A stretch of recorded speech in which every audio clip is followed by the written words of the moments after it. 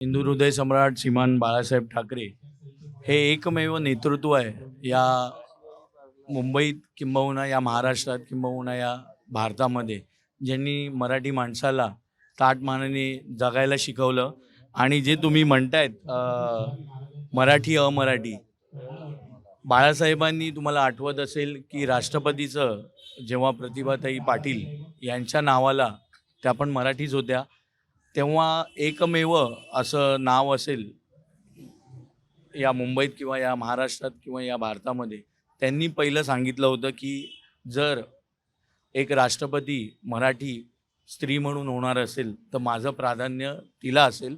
तर त्या राजकारणापलीकडच्या बेड्या उचलून साहेबांनी त्यांचं नाव सुचवलं होतं आणि त्या नावाला प्राधान्य दिलं होतं.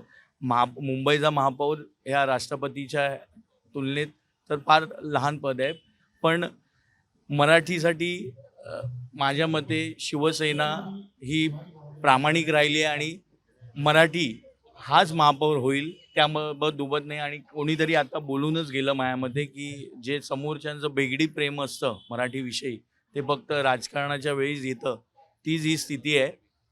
तुम्ही सांगितल्याप्रमाणे हे मराठी अमराठी हे इलेक्शनच्या वेळी काहीतरी रूढ काढायचं आणि इतर मतं ही आपल्या पारड्यात पाडून घ्यायची, असंच आहे. म्हणून मराठी हाच महापौर होईल यात दुमत नाही, आणि तो शिवसेनेचाच असेल याबद्दल आम्हाला तीळ मात्र शंका नाही.